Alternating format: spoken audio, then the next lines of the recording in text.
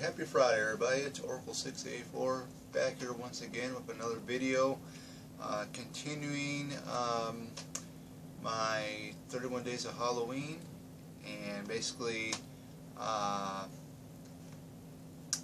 movies that got picked out today are one of my favorites, one of my top 4 favorites slasher films, if you call them slasher films.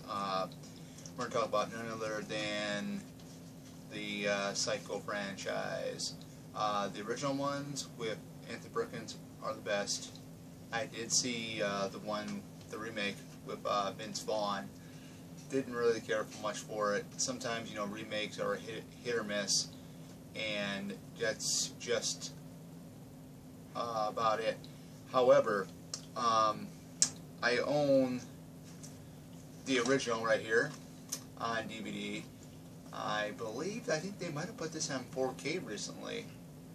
I know it's on Blu-ray. It would be awesome if they were able to colorize it. That would be really, really cool.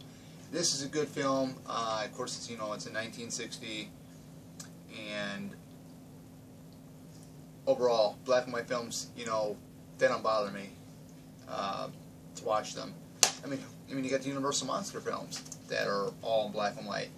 None of them have been in color, as far as I know. So, the original Psycho, you can't go wrong with. This is the one that started it all. Just a very, very fun, suspenseful movie. Not a lot of killing in this. There's got to be, I think, maybe he had Marion Chambers, or not Marion Chambers. I'm thinking Halloween. I'm getting hyped up for the Halloween Kills, by the way.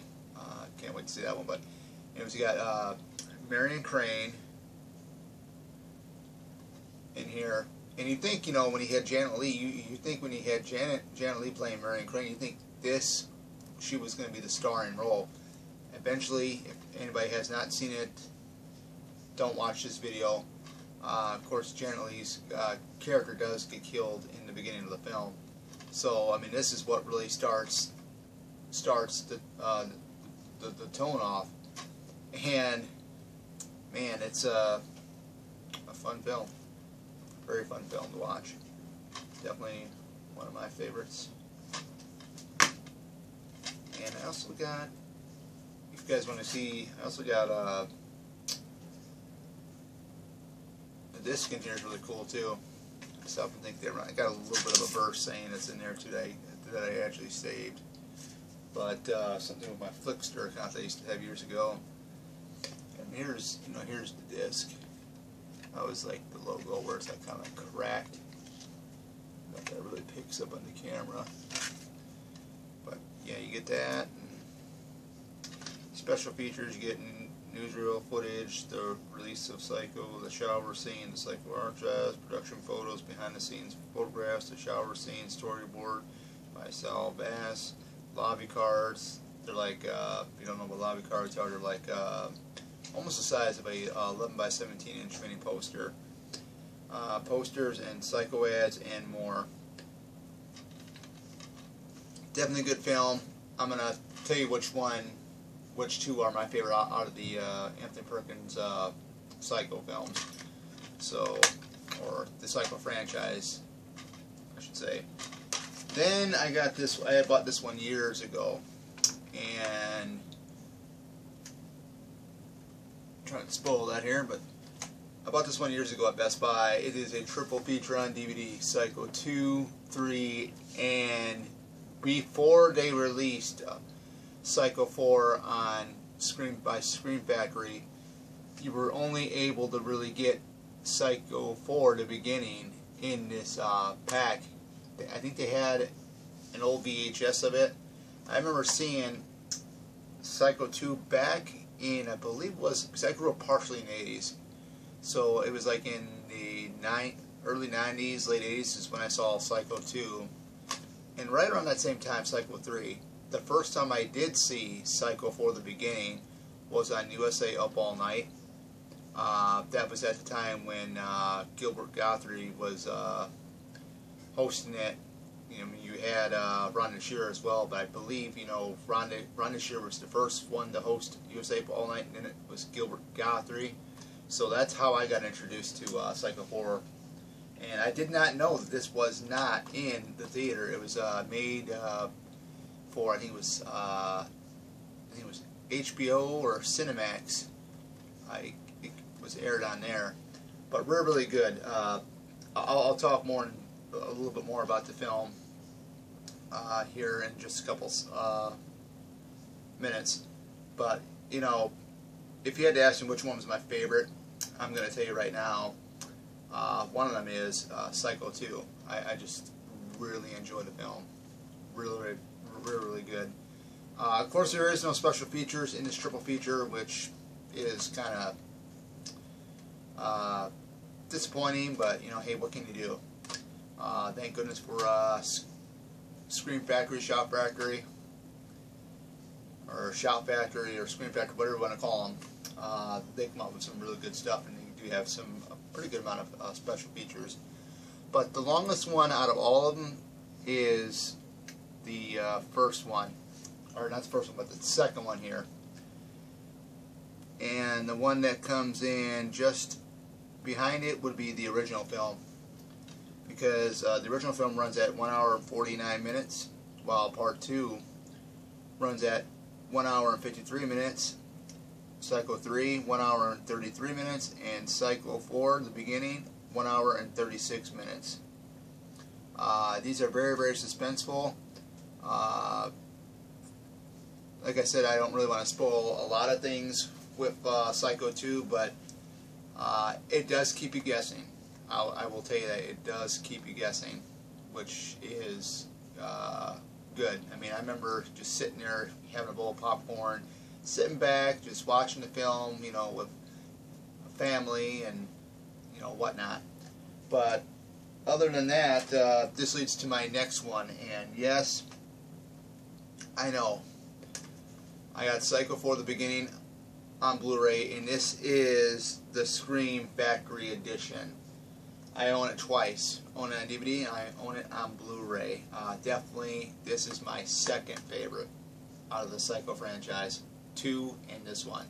And the reason for this one, before we had the Bates Motel A&E show with Freddie Highmore, and I think it was Vera, I'm trying to think of her, I can't remember how to say her last name. You had this one. This, you know, stars, of course, Anthony Perkins, the last time as Norman Bates. Then you have Henry Thomas as young Norman Bates. Anybody knows who Henry Thomas is? He was Elliot in E.T. He was in Cloak and Dagger. He was in The Quest, but aka it's called Frog Dreaming from '86. You also have Olivia Hussey, which she was in It, the 1990 made-for-TV version of It back in 1990, and this actually came out, and this was out in 1990 as well. So I believe Olivia Hussey did It before Psycho 4. I would have to go back and look at Internet Movie Database to find out for sure, but she did both It and this here right around at the same time, in the same year, because these It and Psycho 4 were in 1990. So definitely some good stuff here. Definitely the prequel, sequel, if you want to call it that. Norman Bates basically is 6 years after the events of Part 3. He's living in a home. Of course, you know, we do find out that he actually is married, which is quite a big shock, you know, especially, you know, to some people. I thought that was really interesting, because you never thought that, you know, Norman Bates would actually get involved in a relationship or possibly get married. Of course, he was getting involved with Maureen in the third one until he accidentally killed her. But yeah, definitely. So what it is, he calls in onto a radio station, and this radio station is hosted by CCH Pounder's character, and the whole topic was that night was matricide. What makes boys kill their mothers? So he goes and he basically he calls up, and he doesn't give his real name. He goes by the name Ed. And later on in the film, as the film progresses, the doctor that supposedly had him, committed in the first film, of course that wasn't the same actor that played the doctor in the original film, but anyways, basically, has him, he's just going and just paying attention to what Ed is saying, and it's talking about he had killed his mother, and then he killed her mother's boyfriend also, and it doesn't dawn on him, but he thinks that they're talking to Norman Bates.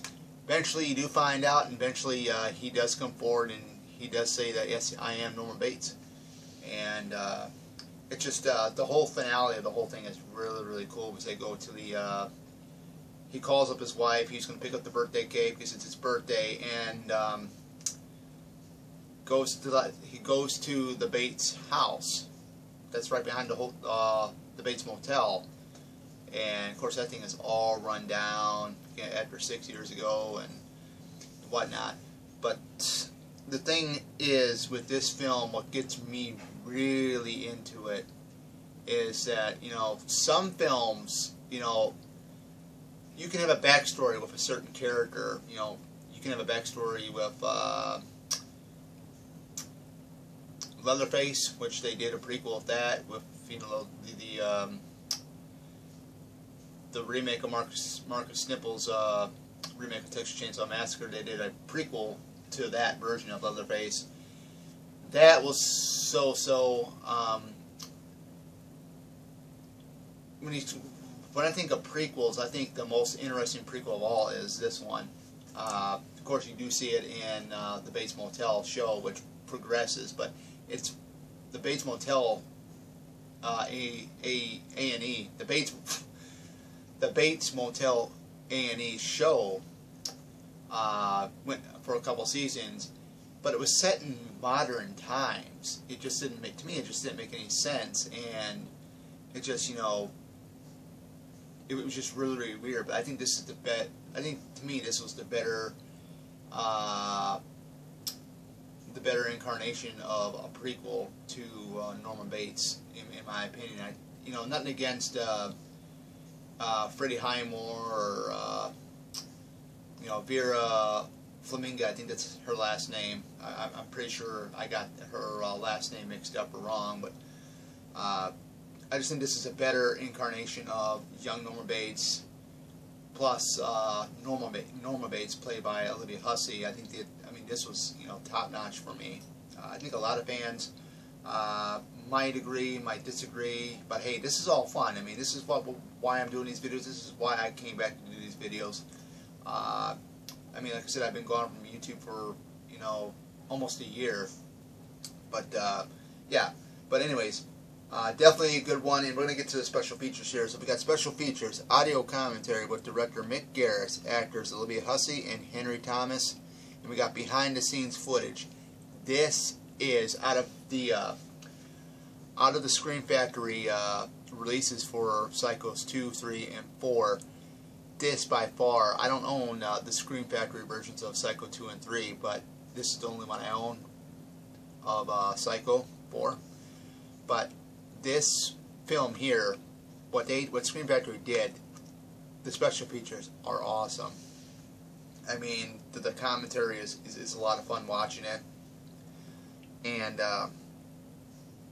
the behind the scenes footage, of course, a lot of it takes place when he's calling the radio station. A lot of the behind the scenes footage is them inside the radio station, which is really, really cool. You can see Mick Garris directing the actors, and there's a scene in there where Anthony Perkins actually sits down behind the microphone, and he's basically doing his dialogue and whatnot. But yeah, this is definitely a must. If if you haven't had a chance to see any of these, which I don't know who hasn't, I would definitely give the Psycho franchise a try. I mean, I would, you know, if you want to try the Vince Vaughn Psycho remake, be yourself. I saw it like a couple times. It's not for me. I love the original stuff. I love the Anthony Perkins Psycho films because it just, the way Anthony Perkins portrays Norman Bates is unbelievable. But other than that, guys, that is it. This is my little collection, or my collection of the Psycho films, minus the remake. But definitely,